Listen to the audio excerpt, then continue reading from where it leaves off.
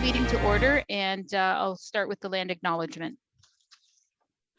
We acknowledge that we are in the lands of Anishinaabe Nation. This spot where we gather is the traditional lands of the Three Fires Confederacy, the Ottawa, Potawatomi, and Ojibwe. We also recognize that this land is now home to the Delaware Nation. This land was settled through the McKee Purchase Treaty of 1790, and we as beneficiaries of the treaty must recognize our responsibilities, including our collective responsibilities to the land and water. There is not a supplementary agenda this evening, and I have not heard of any disclosures of pecuniary interest. So next we'll go on to the electing of the chair and the vice chair. Just to let everyone know the process, we have two councillors that have put their name forward for chair and two that have put their name forward for vice chair. So we will be having a vote. We will be doing it just as the Zoom IT has set up both names in each of the votes. We will allow each of the people putting their names forward to speak for about a minute or two on why they feel that they would like to be chair or vice chair, and then we'll hold the vote. If there happens to be a tie, because there are only 16 councillors present tonight, I should have mentioned that. Councillor O'Shea and Councillor Pinsnow have sent their regrets. And then we will do it as we do through the Elections Act and Municipal Act. We will draw the name if there is a tie. And I will do that on the camera if necessary. So at this point, the position for chair, we have Councillor Hall and Councillor Thompson have both put their names forward. So we'll start alphabetically and we'll start with Councillor Hall. Thank you very much, Judy. And thanks to all of council and the committee for considering me as the chair of the Natural Heritage Committee of the Whole. As I said back in the spring when I first brought forward the motion, which really ignited this process and eventually led to the creation of this new committee, environmental sustainability is a priority for this term of council. Through the dialogue and the comments and the passionate feedback we heard along the way, it's clear that this is also an incredibly important topic and priority for the residents in our community as well. We have some important work ahead of us as a committee, and we also have a real opportunity as we enter the final year of our term to tackle this topic, have some productive debate, provide some clear direction and clarity, and chart the path leading into the future in regards to natural heritage in Chatham-Kent. I intend to keep an open mind, be prepared, ensure the public's and the committee members' thoughts are heard, and will bring a balanced approach as the chair of this new committee while ensuring we stay focused, on point, and productive while conducting this important work.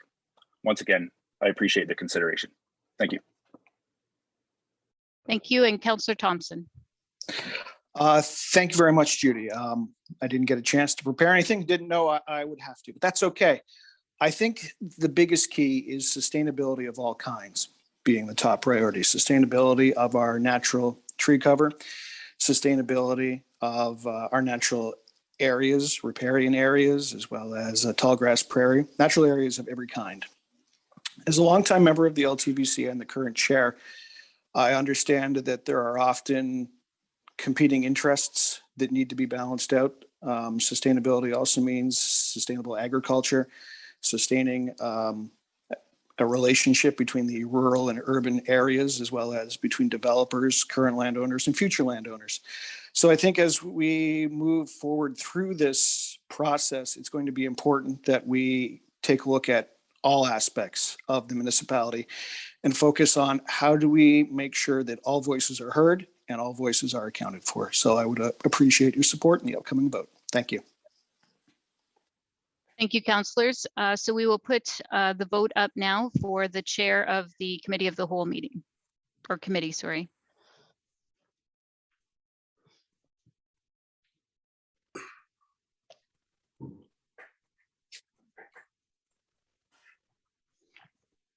Okay, and all votes are in, and it was a vote of 9-7, and the chair is Councillor Aaron Hall.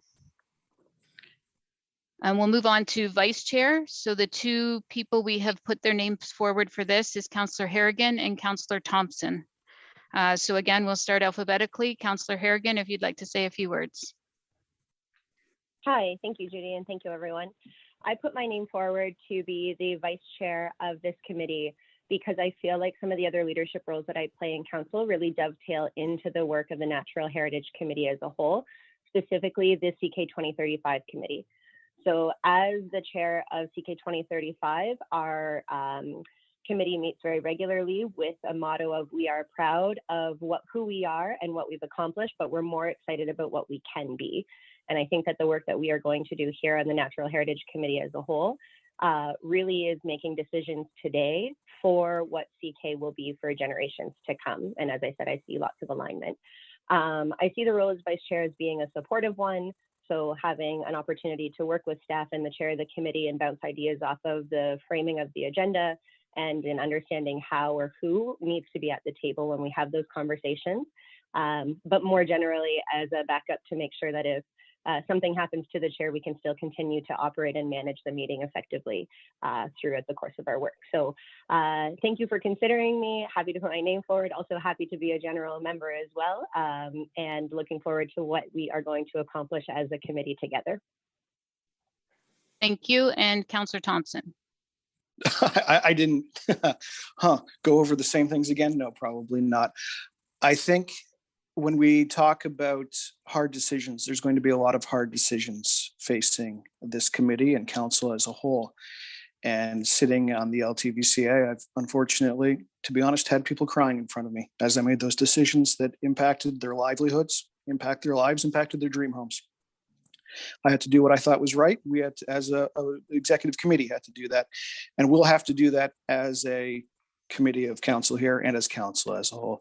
I think the vice chair is an important role. That's why I also put my name forward to it. It's collaborative, not only with the chair and with staff, but with the general membership. So as we move forward, I think what we have to keep in mind is that there's a rural area that needs to know its voice is heard.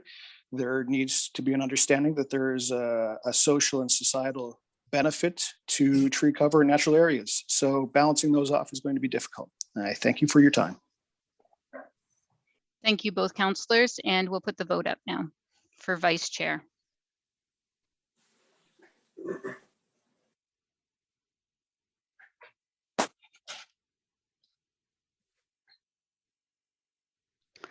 All votes are in, and by a vote of 9-7 again, the vice chair is Councillor Thompson.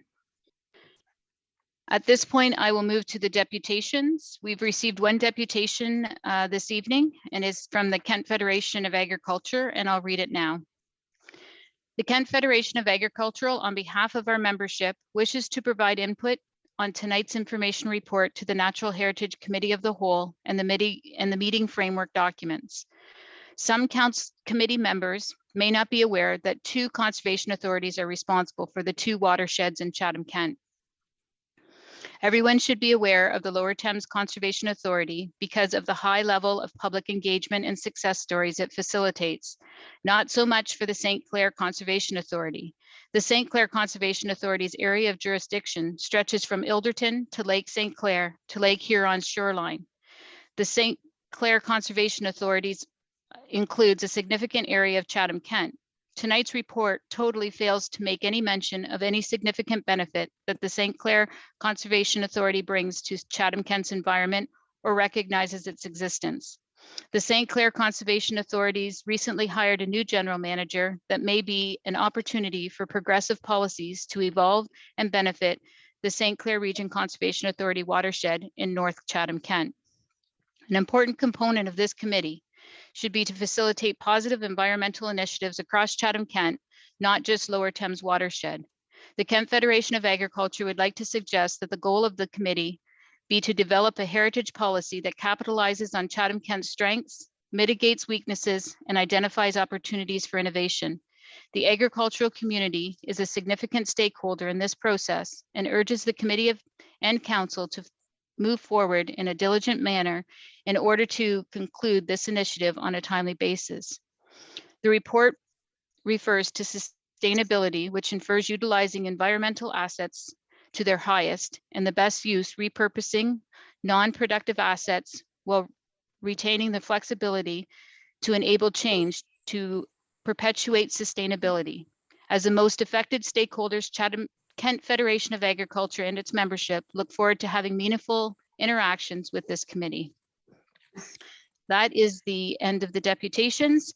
And at this time, I'd like to hand it over to the chair of the committee, Councillor Hall, and then staff is ready to do the presentation. Thank you very much, Judy, and thank you to the committee for putting trust in me to be the chair. I'm looking forward to working with all of you and with Vice Chair Thompson as we, like I said earlier, do this important work. So we'll move right into item number 7, which is the introduction to the Natural Heritage Strategy Committee of the Whole, and I will turn it over. We do have an information report in front of us, but I'll turn it over to staff for a presentation.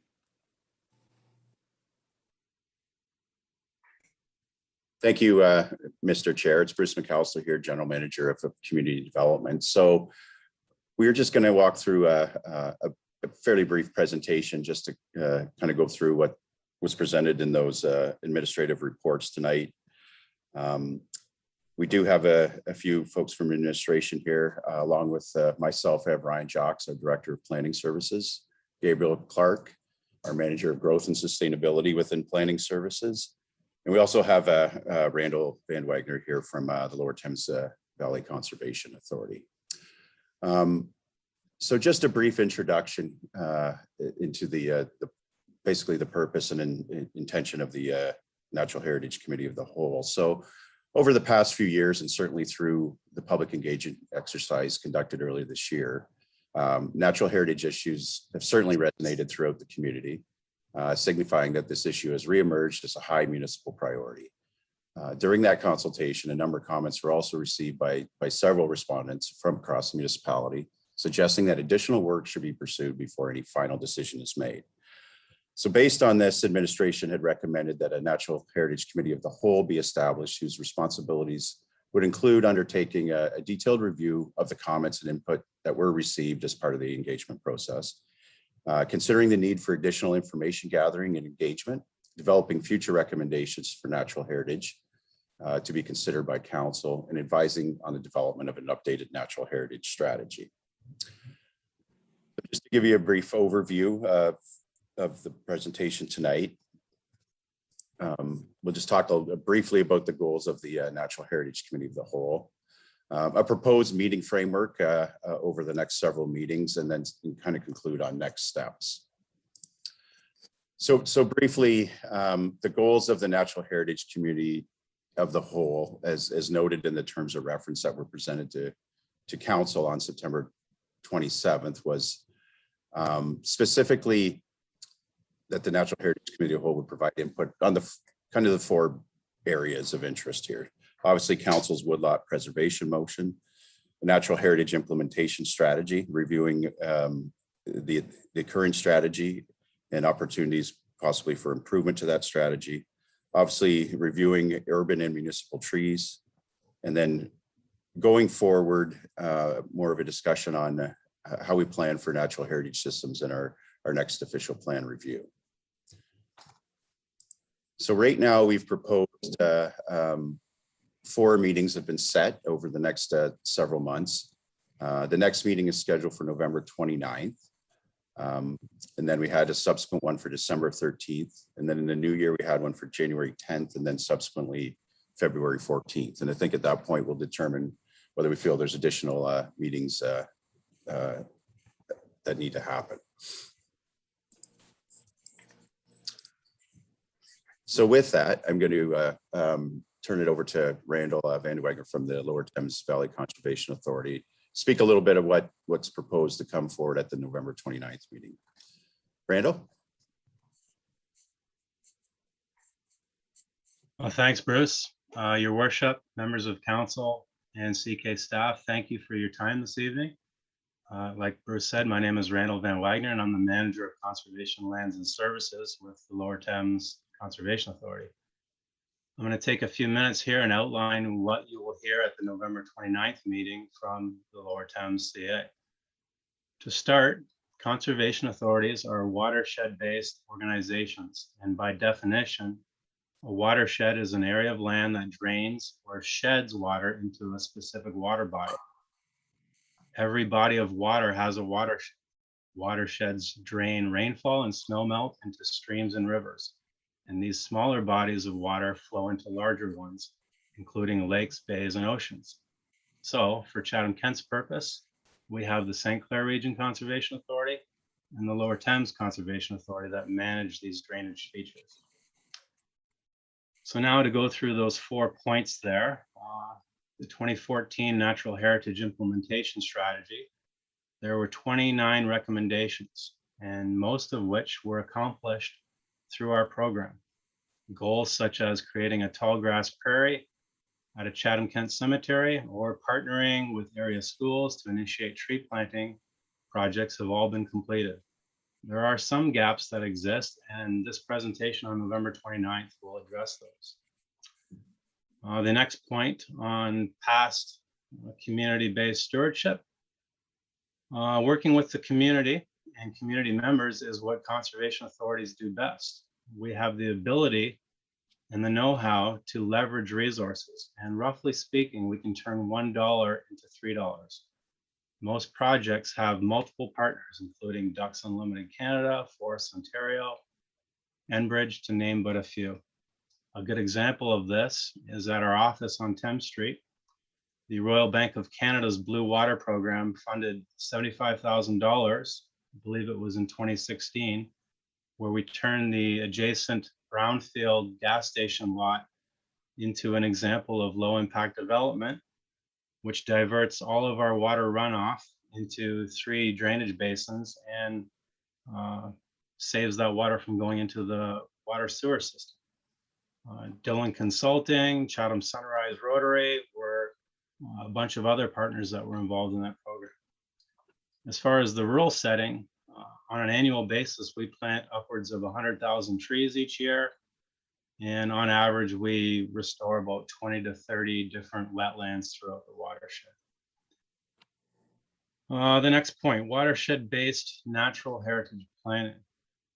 We encourage communities to understand their watersheds and work towards its improvement. The strength of conservation authorities lie in bringing communities together to improve their watersheds. Bringing watersheds into the analysis by looking at their features, setting goals, monitoring, and following up with action is what we do. A great example of this is the McGregor and Jeanette's Creek Phosphorus Reduction Program. This is a BMP incentive program. And what I mean by BMP is a best management practice. And this year, we brought in over $100,000 that supports 37 different farm entities with implementing these BMP programs that reduce phosphorus into Lake Erie. Colin Little, our agricultural coordinator, has done a great job in this program, and he's basically enrolled over 12,000 acres of cover crops and other BMP's incentives for these 2 watersheds. So pretty significant. Another new program we have, who we're partnering with the Chatham Sunrise Rotary Club, is called Imagine McGregor.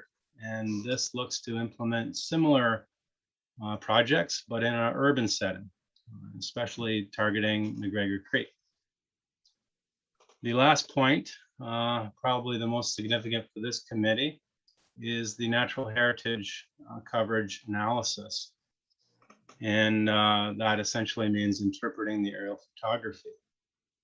And as of today, the LTVCA GIS technician has done, for the most part, completed this analysis for the 2020 year. We will then compare the data from the 2015 aerial photos, and then the process will be peer reviewed by the Upper Thames Conservation Authority. And so then at the November 29th meeting, we will have all this data ready and explain those results to you guys. I believe that's probably enough for now. It's a lot of information, and like I said, we will provide a full report November 29th. Thank you for your time, and I look forward to working with you all in this process. And I will hand it back over to you now, Bruce. Thanks, Randall. So I'm going to turn it over now to Ryan Jocks and then Gabriel Clark, for a few slides on just to kind of set the planning framework and what we anticipate would happen after November 29th. Okay, Ryan, thanks. Thank you, Mr. Chair, and thank you, Bruce, for the introduction. The reports before this committee tonight mentioned several times the term was phrased cohesive planning framework. And that will be one of the outcomes of this committee's work. That's one of the goals as administration, is to assist this committee and the community in putting together vision, goals, objectives, policies, and an implementation strategy that will benefit this community over time, provide consistency and predictability in municipal decision-making on natural heritage matters. A vision statement is very important, and I believe a vision statement will come together over time as this committee deliberates and hears from the public on matters of importance throughout the community. My definition of a vision statement is that it's a statement to convey Chatham-Kent's commitment to natural heritage matters. From here, I believe goals will also form. It'll become clear outcomes that we'd like to see in our community. And it's really what I define goals as. I would put to this committee and to the public, what outcomes are needed to realize the community's vision? And what do we want to see change in our community with regards to natural heritage? And what would we like to see remain the same? In implementing these goals, it's important also that a number of objectives will be defined and set out to be implemented over the long term. And an objective really here is answered by this question: what is it that we need to do as a community or as a municipality to meet our goals? Again, I believe these will become clear and solidified as this committee deliberates and time passes. Next is a policy framework. I do anticipate that this committee will spend a lot of time talking about public policy in this regard, and a lot of it will fit in a policy document and eventually in the municipality's official plan. Policies are written statements that will guide all aspects of decisions to implement the community's vision. It is also a commitment to the public that the municipality intends to fulfill its objectives to meet its goals. Again, I believe these policies will become very clear and evident as the committee deliberates and hears from the public and receives information from staff and other experts over time. The last part of this spectrum of a planning framework is implementation. I do anticipate this committee will spend a lot of time talking about implementation, meaning what commitments can we take to provide resources, what operational considerations for the municipal organization are important in realizing our goals, what level of effort or resources will the municipality put behind education, and what will that look like? Is there a level of incentive to encourage certain actions from being realized in the community? And are regulations required to fill the gap where education and incentives are not enough to realize the community's goals? With any good implementation strategy, ongoing monitoring and reporting is critical. Council will need to hear feedback from the community over time to ensure that the municipality and the community are progressing toward the vision as the years go by. And it's really in this area of monitoring and reporting that it might even be appropriate to establish an advisory committee made up of a combination of perhaps councillors and the public. Once there's a clear policy direction and a clear implementation strategy, it's often beneficial to have a public committee interact with administration and advise council on progress, and in part so that the plan can be tweaked or changed and enhanced over time as we go. One observation I would make, and it's really important that I went through these 5 different elements of a planning framework, is because in my opinion, Chatham-Kent does not have a cohesive planning framework with regard to its vision, goals, objectives, policies, and implementation. They're not necessarily aligned. We have goals and policy objectives. We have had an implementation strategy, but I think it's clear that they've not worked together, and the messages that are set through policies are not always what people have experienced out in the community and at their properties, and the results haven't materialized, and which has led us generally to where we are today. So at the December 13th meeting, administration will introduce a decision-making process to really look at all of these areas, but particularly policy and implementation. And Gabriel Clark, our Manager of Growth and Sustainability, can articulate those works a little bit further. Thank you. Thank you, Ryan. So good evening, members of the committee. As most of you know, my name is Gabriel Clark. I'm the manager of sustainability and growth with the municipality. And I've just been asked by Ryan to add a few details with regards to this discussion about potential planning tools or municipal instruments to support the natural heritage portfolio moving forward. So as you can see on this slide here, there's a number of potential approaches to natural heritage or any sort of issue in the community that we wish to sort of move the needle forward, so to speak, on. And I put these in sort of three major categories that Ryan sort of already talked about. So the first is awareness. We can, and the goal of this particular bucket of action is really to, move the needle part of the way towards a goal that is yet to be defined, recognizing that, but through enlightenment, through education, through the dissemination of information in the community to help people align their actions with the desired outcome. The second bucket of actions on this slide is really about incentives. It's about encouraging a certain, the achievement of a certain outcome through, potentially financial means and non-financial means, and other forms of encouragement that can potentially move the needle a little bit farther towards the obtention of that outcome or the reaching of that outcome. And then the third, as Ryan mentioned, is this idea of rules. We can use as a municipal government and as a community a certain set of rules to help achieve or move the needle towards that outcome. And what this suggests in the slide is really that these different forms of instruments can support each other and fill gaps where there are weaknesses in the one others might be able to strengthen.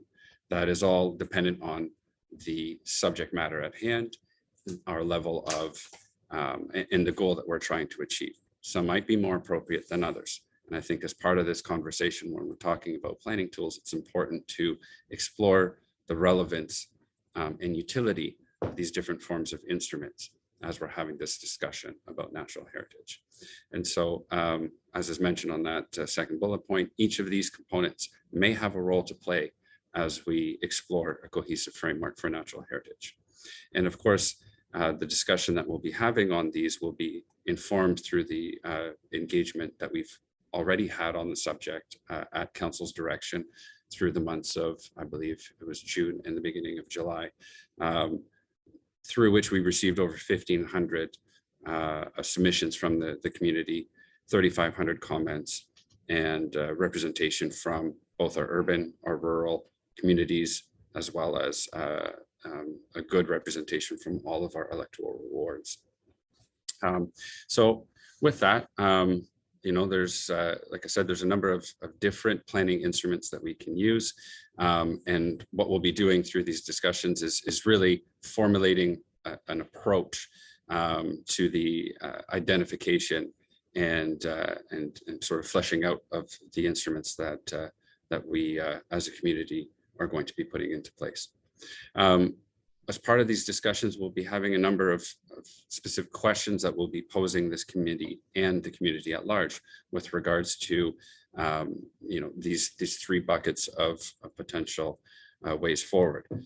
Specifically, what are we trying to achieve, and where are their strengths relative to that particular outcome? Whose responsibilities? Who will take responsibility for what? That's a very important question when it comes to the collaborative nature of natural heritage.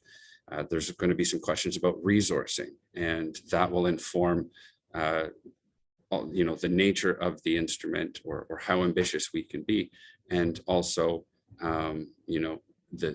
the overall objective that we are actually realistically able to achieve. And then there's the timeline. Is this a short-term initiative? Is this an ongoing initiative? Is this a long-term initiative? These questions will help us, through inform the different questions that Ryan was talking about in the planning framework. And everything that will be brought forward to this committee will be informed through best management practices research, as well as the community engagement process. That will form the starting point for what will be brought forward to the committee. And as part of the work that we'll be doing as administration is undertaking an outcomes analysis for the various potential courses of action so that this committee may start deliberating from a solid base of information. And so moving forward on the committee calendar on January 10th, the committee will be asked to reconvene to continue deliberations on the draft planning framework that will be introduced at the December 13th meeting. We will also be presenting new information on this date to sort of start rounding out the discussion on the issue of trees in Chatham-Kent. So far, you will notice that the discussions as well as the motion have really focused on the issue of rural trees.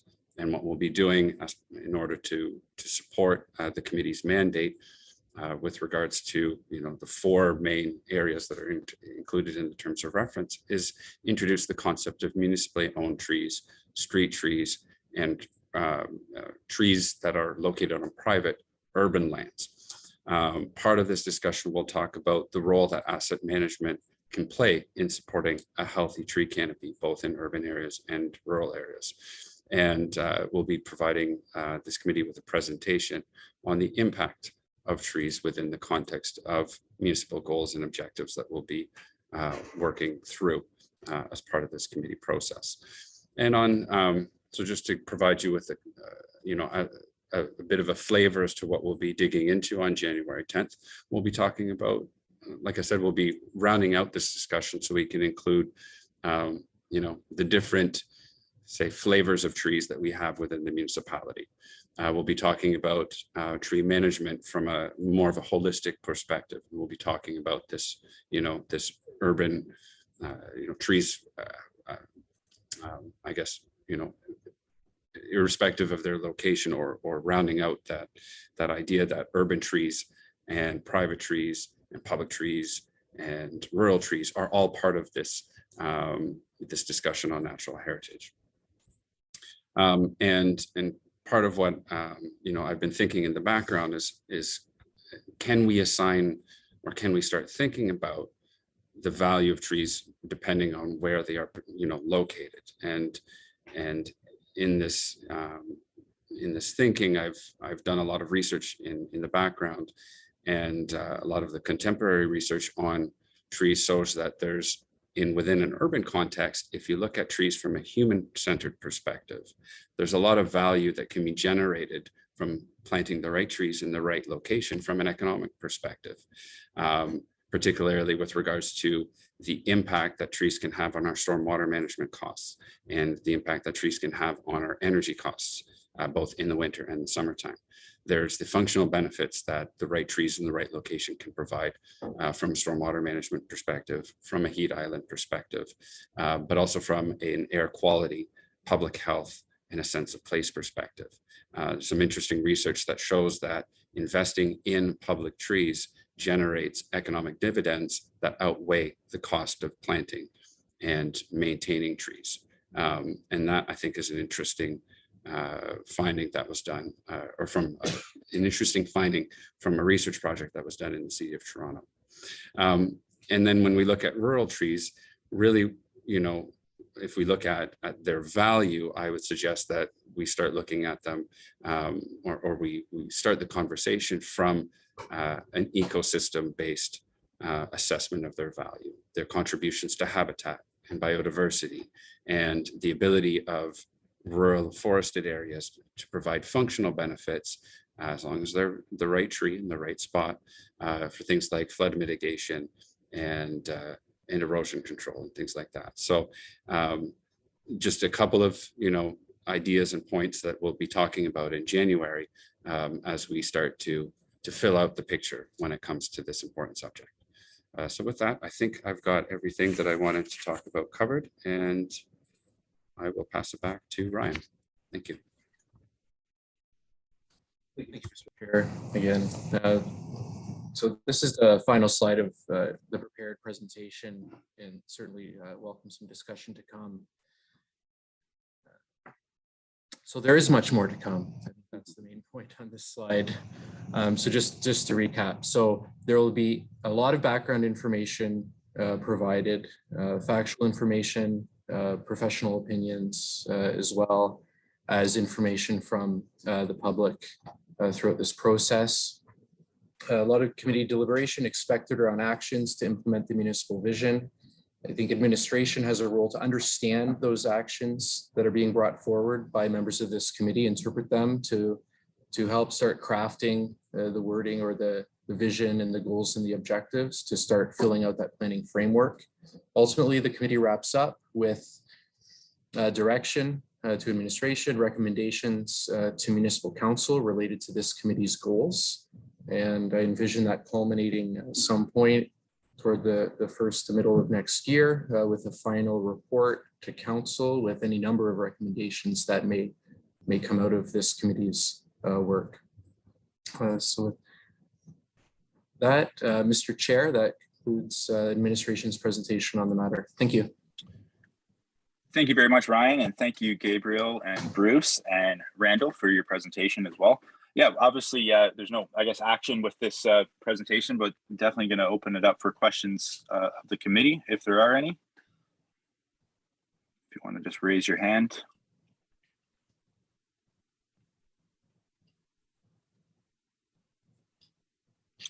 Councillor Harrigan, followed by Councillor Bondi. Thanks, Councillor Hall. Ryan, I think you answered my question in your last couple of sentences, but I'll just ask it for my own clarity. Is the expectation that this committee will have multiple deliberations over the timeline that you presented, and then the recommendations would go to council all in one swoop? Or do you see or foresee a need for us to go to council, you know, maybe partway through the process, or to identify issues so that staff can get more clear direction? How do you foresee that taking place? Thank you, Mr. Chair. In general, I would say that recommendations will all come at the end. I think this committee will bring it to a point where there's an entire package, and that the public can make deputations on further engagement. So council, this committee will make a recommendation to council, hypothetically, to adopt the entire package, whatever that may be. Now, there could very well be a need to bring motions to council in the interim as well. One of the examples of that was in one of the reports. That's if we get into a discussion about, say, zoning, a municipal planning tool that has to go through a Planning Act process. If such a process were to be initiated partway through, it could be referred to council to bring a zoning item to a planning meeting, for instance. That's just one example off the top of my head. Thank you.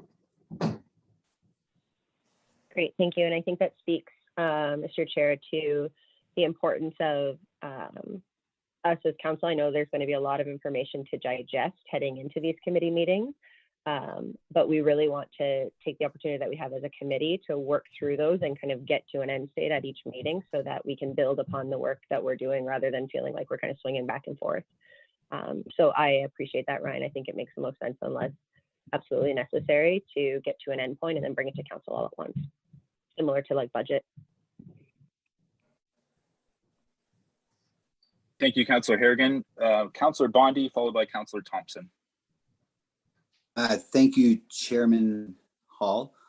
My question, and it may have been answered, I glitch a little bit here. Is the committee going to address the notion, which is a contentious one, of urban tree cover, in that obviously, you know, I'm involved with the people on Victoria Avenue, and I've been approached by the people, or not people, but participants in the O'Neill Preservation Area, or AKA Paxton's Bush, the dog park. There's a concern, Gabriel, that there's going to be some sort of like a massive tree removal due to legal liability of trees that could be deemed unsafe by arborists who you know, are legitimately examining these trees. are we, as this committee, are we going to address that? And as we do address that, what kind of approach are we going to take? Because as you would know, with your experience and others with experience in different communities and older communities like Chatham and Chatham-Kent, you know, we've got a lot of very old trees, a lot of big, beautiful, particularly right now, incredibly beautiful trees that, you know, they do pose some sort of liability in that they could fall, drop branches, hurt people, etc.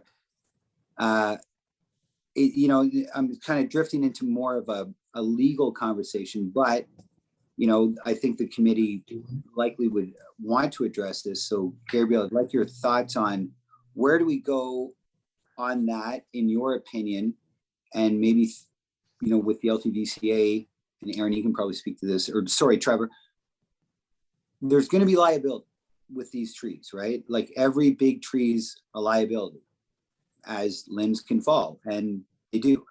The likelihood of damage and injury is pretty small, but we spoke about this in closed not that long ago. We didn't conclude anything, it was just for information, but will this be part of the analysis of what do we do about older urban trees that pose some potential liability? Yeah. Thank you, Mr. Chair. It's Ryan Jocks. I'll start answering that question. Councillor Bondi, municipal operational issues are outside of the scope of this committee as defined by its terms of reference. So any ongoing municipal action according to the terms of reference would be left to existing municipal processes, depending on where those responsibilities for operations lie within administration and interacting with council at the appropriate time through the course of regular business. But that's not to say that operational issues can inform what will be maybe an outcome of this process, which is an implementation strategy. So to take, and maybe to extremely paraphrase your question, you know, you're comparing the risk versus the benefit of trees and in, say, an urban context. So, you know, we're already starting now to flesh out what an implementation strategy looks like going forward by having identified this issue of how to apply a beneficial management practice to urban trees over time. So I think the concept of what you're talking about is in scope of this committee and will inform an outcome as far as an implementation outcome in some form. But it's not this committee's role to get involved in day-to-day operations of the municipality for ongoing issues. And through you, Mr. Chair, thank you, Ryan. I appreciate that. I do hope that the committee does address that issue. You know, it's really part of it. It is separate, I understand that, but there's a lot of concern, a lot of there's a lot of citizens that are really, really, as you may know, and I certainly do, because I hear about it all the time, that, you know, this is an issue. And I do hope that this committee will sort of delve into that a little bit, because it is sort of part of the whole overall scope of what we're talking about. And I really hope that that issue is not left outside of this committee's perspective and scope. I understand that the day-to-day issues of the municipalities' liabilities concerning trees isn't necessarily part of this committee's work, but I hope it is considered. So I do appreciate that you do understand this. So thank you very much, Ryan. Thank you, Mr. Chair. Thank you, Councillor Bondi. Councillor Thompson, followed by Councillor Solomon, then Sakachi, and then Councillor Latimer. So Councillor Thompson. Thank you very much, Mr. Chair. I've had a number of organizations, NGOs and the like, local ones, to be clear, reach out, and they're interested in giving, I don't know if deputation is the right word, maybe a presentation or a more of an in-depth deputation. How will we be handling our deputations? Will it be like a council meeting, 5 minutes and see you later? Or does this setup give us a little bit more leeway like a budget meeting would.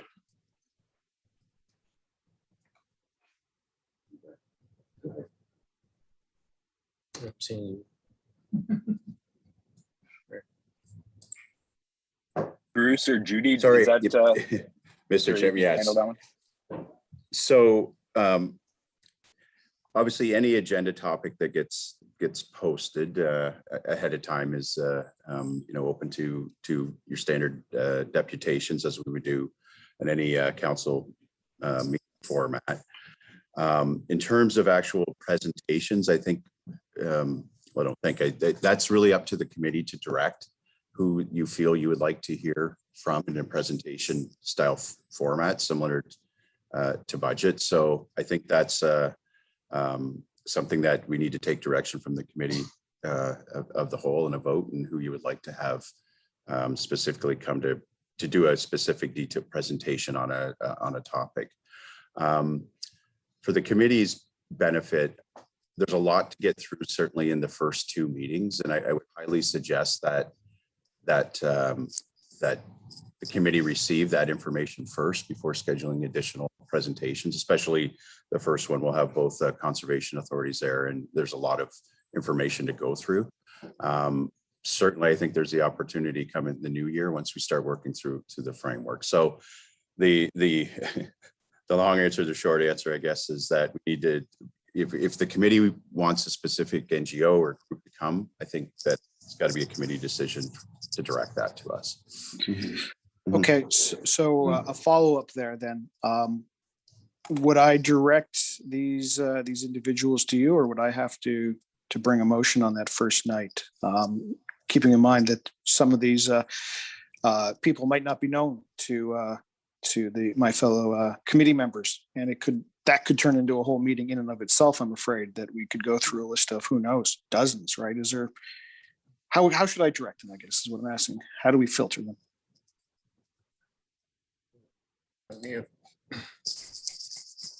Thank you, Mr. Chair. A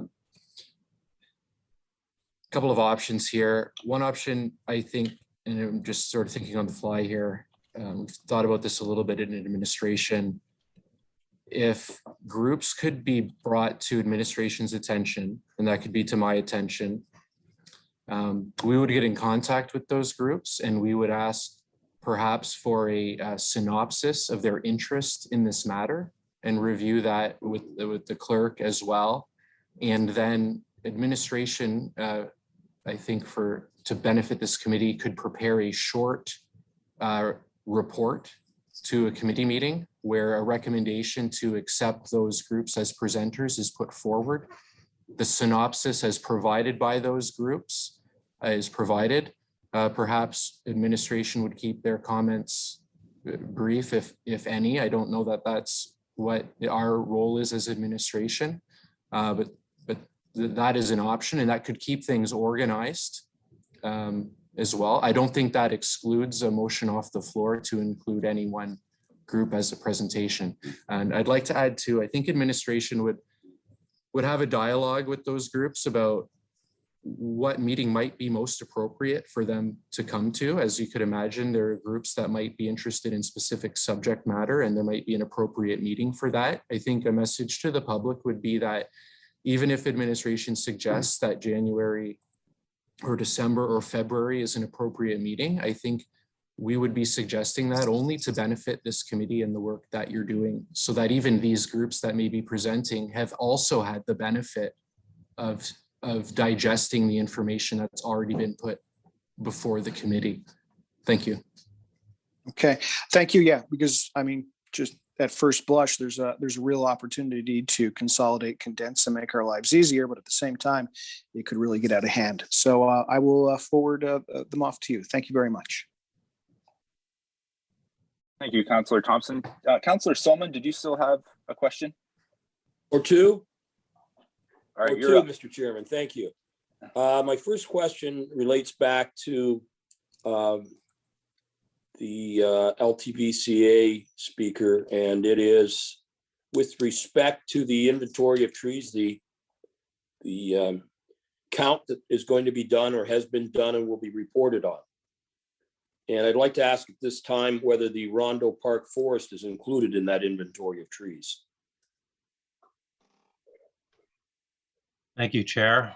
Councillor Solomon, to answer your question, yes, we will include areas such as Rondo Provincial Park, Walpole Island, Delaware First Nation, as well as conservation areas. These are protected lands, but we will include them in the breakdown of the process just to explain the size of those areas and how they relate to forest cover.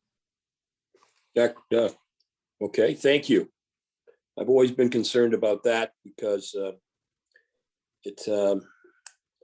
if this is an environmental issue, then you shouldn't have artificial boundaries. And on that note, I also have a concern about the micro versus macro situation. So if this is at its core an environmental issue, are we taking it? I think maybe now you've just told me, Randall, that we're taking into account lands beyond the artificial boundaries of Chatham-Kent.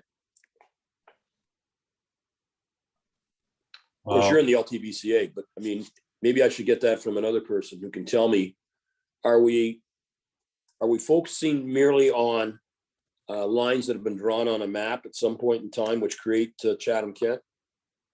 Or are we going to understand that it's an environmental issue and the winds and rains and other factors don't recognize lines on a map? Councillor Solomon, we are focusing on Chatham-Kent. So we have reached out to the St. Clair Region Conservation Authority for them to provide us with aerial photography in their watershed, which is basically Dover Township. So we will include that. The reason for including Rondo Provincial Park and Delaware First Nation is because geographically they are in the vicinity of Chatham-Kent, and we included it in 2015 as well when we brought this to council, or sorry, 2014. So we just thought we'll have that information available next time around, November 29th. Okay, Mr. Chairman, through you, Randall Van Wagner's answered my questions with regard to their count. That last question was more of a general one to either Bruce or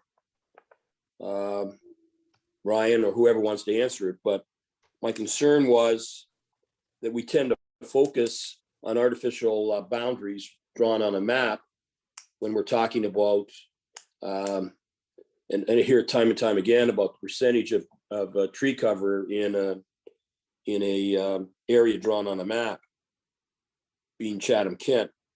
I'm just wondering whether we're going to stick with that kind of micro approach, or we're going to recognize that nature doesn't recognize lines on a map, and the winds and rains don't recognize lines on a map. And are we going to take into account such things as the tree cover in a larger area, rather than just focusing on the micro? Because that's what I've been hearing in the past. Perhaps no one wants to jump at that. Thank you. Thank you, Mr. Chair. Councillor Solomon, I think what we can do is at least we've done some scanning of looking across what I'll call southwestern and what they call the eco regions, right? To probably provide council with the perspective of what you're getting at. What does the tree percentage look like in the broader southern Ontario, for instance, versus what it is here in Chatham-Kent? I think we can, do a quick scan and provide that, and it'll be based on the best data we can find, because it's all done at a jurisdictional level. Yeah, well, I was even broader than that. Thank you, Bruce. I was even broader than that, thinking, the winds come from the west, the prevailing westerlies, and if we're concerned about carbon emissions and the effect that tree cover may have in reducing and producing oxygen and doing other great things, I don't know why we draw these artificial lines and pretend that there's just a small area that we're dealing with. I mean, 60 miles across the lake, you're in the Appalachian forest in Pennsylvania at just a little outside of Erie. And you've got, I just see it more of I wouldn't say global problem, but certainly more of a macro problem than just Chatham-Kent. And I wondered, are we just going to focus simply on tree cover in Chatham-Kent? I guess Thanks maybe for your questions, Councillor. So I think, Sure. once we get that report at the end of the month, we'll be able to go into it in a lot more detail. And it sounds like we're still going to have that data, so we can take that and include that as part of the context, I would think. Yeah, Any other it's just because we're in camera, I'd like to get the big picture to understand, where it's all going rather than at the outset. So that's good. That's fine. You know where what I'm interested in anyway. Thank All you. right, thanks, Councillor Solomon. Moving on to Councillor Sakachi, followed by Councillor Latimer, McGrail, and Wright. So Councillor Sakachi, you're up. Thank you, Mr. Chair. My question just, sorry, there's been a lot of conversation, which is a good thing. I think I think Ryan had mentioned something about, if the committee decided to go with like a subcommittee, and my question would be, if we were trying to establish a subcommittee, would that be something that would be kind of calculated through conversation, and then brought as a recommendation, or would through conversation, would we have to bring something forward? Would someone have to pose like a motion forward? Because just curious, because I think it's very important that we do have, the stakeholders, able to converse on this as well. So just curious to see is like, as we go and as the numbers are revealed and as we kind of have those really detailed discussions, would like administration be providing us with recommendations that might include that, or would that be something that would have to be brought forward by a committee member? Kind of similar to Councillor Thompson's comments in regards to like maybe special, interest or organizations that have interest in this topic. So just curious how that part would look if we did a subcommittee.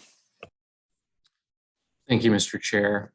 Answer the question and perhaps clarify. So the terms of reference for this committee suggest that this committee could make a recommendation to council about establishing an advisory committee for the next term of council. And that committee could take on different forms. For instance, some strategic committees of council include some councillors and also some members of the public who are appointed following an election. There had been some thought about forming a committee of council rather than a committee of the whole.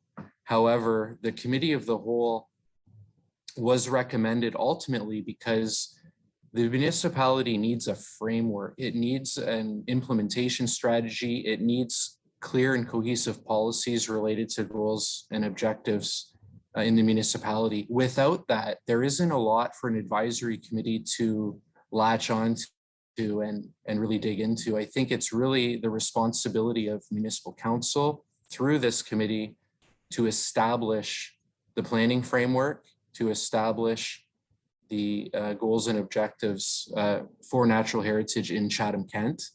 And as Bruce mentioned earlier, the public can be involved in this committee through deputations and also through presentations, should they be accepted by this committee as well.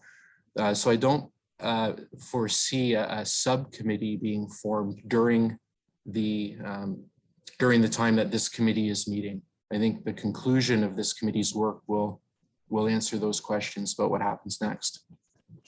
Thank you, Ryan. I guess judging by your response, those were aspects I was aware of. I guess I probably didn't ask the question properly. So I guess just to summarize, then that is my fault for sure. So basically, we'll be making a decision potentially before, if there is an advisory committee that is decided. There's potential that the decision will already be made because we were talking much down the road. Is that a correct assumption? I apologize, Councillor Sakachi. I didn't quite understand So you're stating that there's a potential for an advisory committee, but that is down the road. So I guess I'm just trying to figure out with all these meetings that we've have, and I know we can't predict the future. Nobody has a crystal ball. I'm just trying to calculate how long, we are going to before we have, concrete strategies in place, and how long does administration feel that that's going to take before we have, some substance to these meetings, and if the direction that we're going to have is going to be before or after we establish a potential an advisory committee. If that makes sense. If it doesn't, I guess we'll just follow the process out, and my questions will be answered along the way.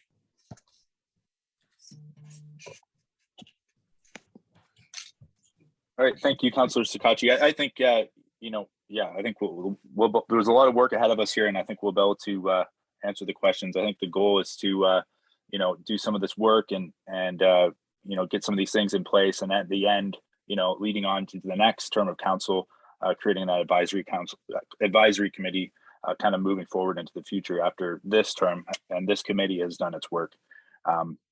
So moving on, we'll move to Councillor Latimer, followed by Councillor McGrail and Wright. Councillor Latimer. Thank you, Councillor Hall. Actually, Councillor Thompson asked my initial question, but the response he received with regard to where to direct these individuals or stakeholders,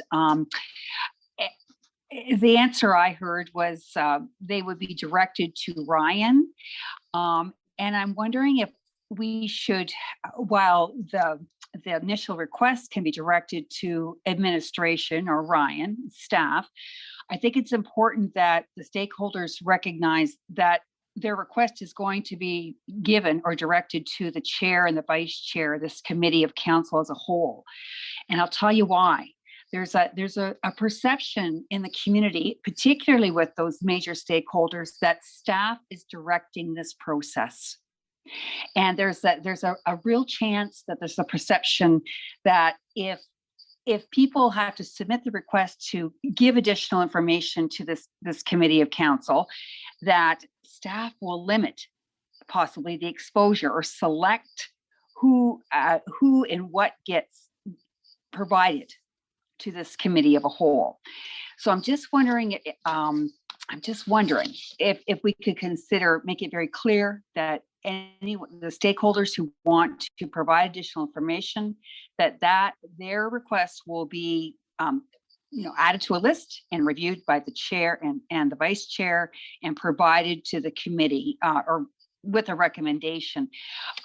Two other concerns why I want to say this is when Gabriel was talking about formulating the approach after confirming or saying everything will be brought to the council of a whole and be informed through best management practices, but then an outcome analysis will be provided by staff.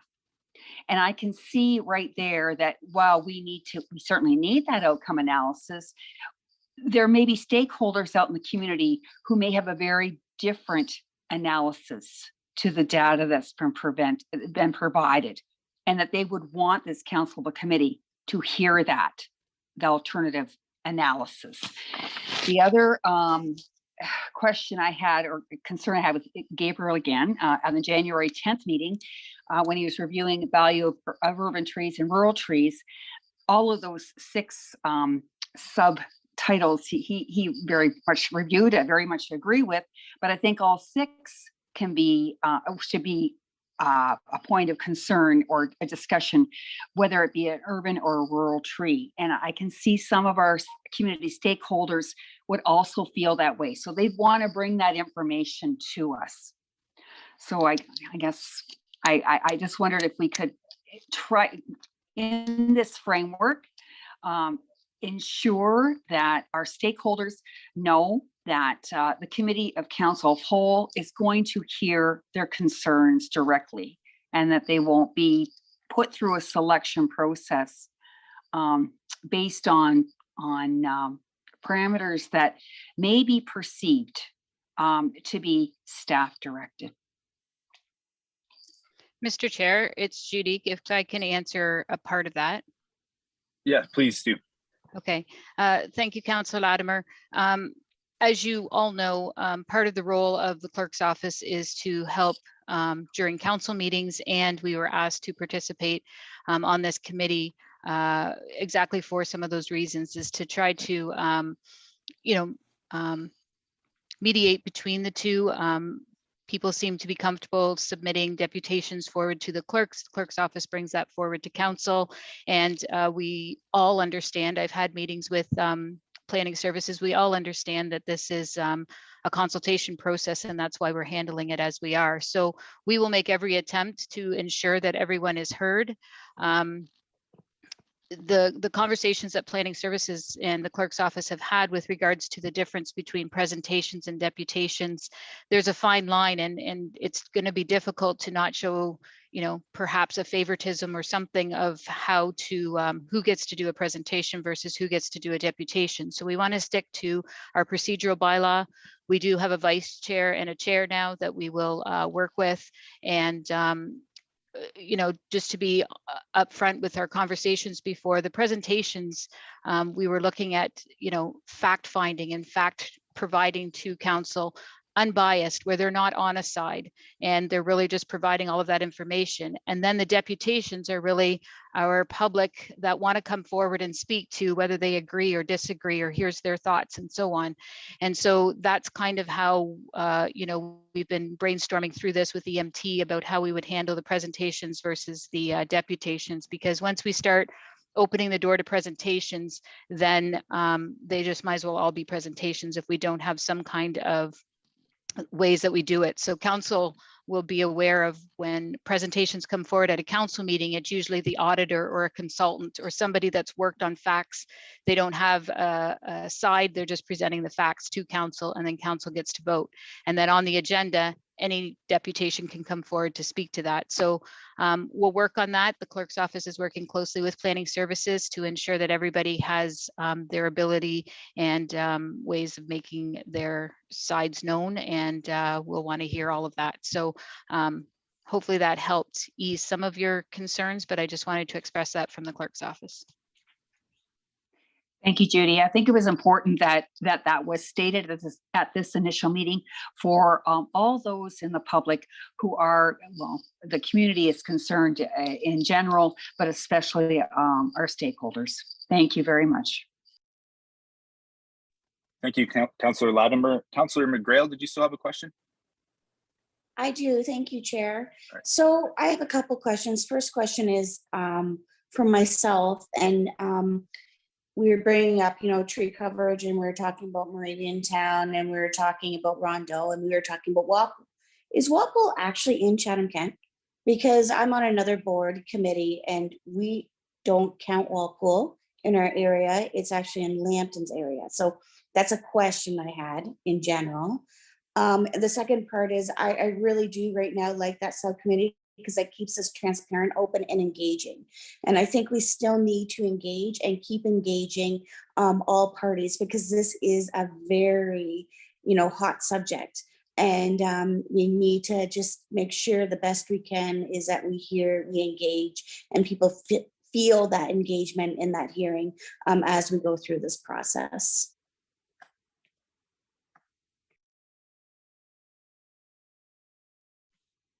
Thank you, And that's Councillor all. McGrail. Thank you. Yeah, I don't know if staff, correct me if I'm wrong, but Walpole Island is not a part of Chatham-Kent.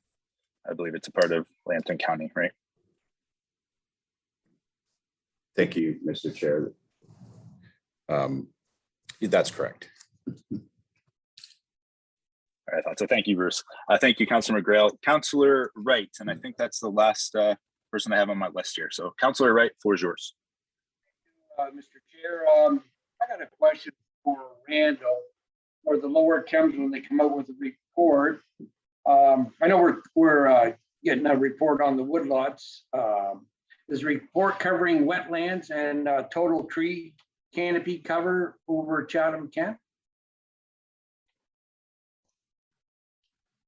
Chair and Councillor Wright, yes, we will include wetlands and tall grass prairie as well in those numbers. We will break it all out for you, and you'll see the percentages of each of those: forest cover, tall grass prairie, and wetlands. Reason being, those were the three main ecosystem types in this region.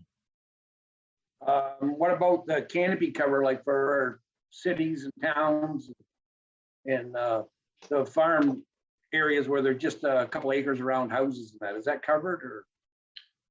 If it fits into the 0.5 hectares and following the mix of species, then it will be counted. So a good example of that is O'Neill Forest in the city of Chatham, formerly Paxton's Bush.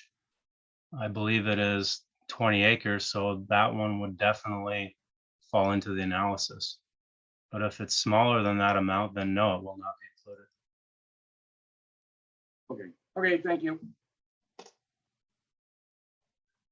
Thank you, Councillor Wright. All right, seeing no other questions and no action needed on this item, we'll move on to the next item, which is number 8, the meeting framework and public participation. And we do have a recommendation that's before us from staff as well. Can I get a mover and a seconder to put it on the floor?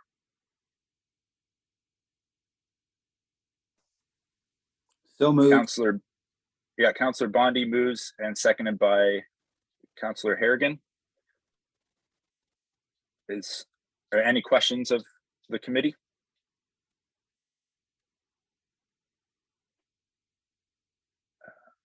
Just going through the list. Okay, seeing no Put it up. questions, we can put this to vote.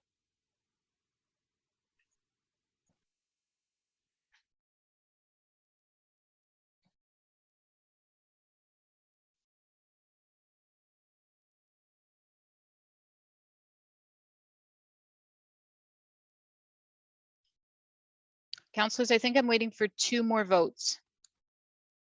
I only have 13 in and I have 15 in attendance.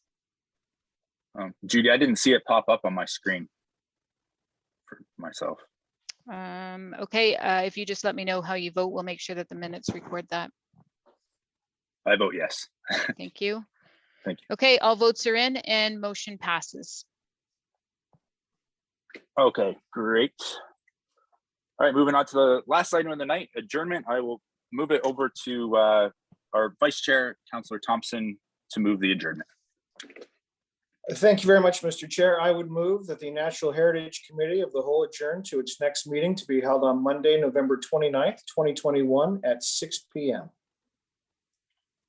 Thank you, Councillor Thompson. And can I get Councillor Crew? Can you second that?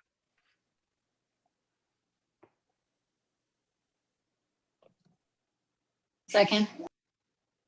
Thank you. Is there anybody opposed? Hearing and seeing none. All right, that passes. All right, thanks everybody. And we'll see you guys soon. A lot of work ahead of us.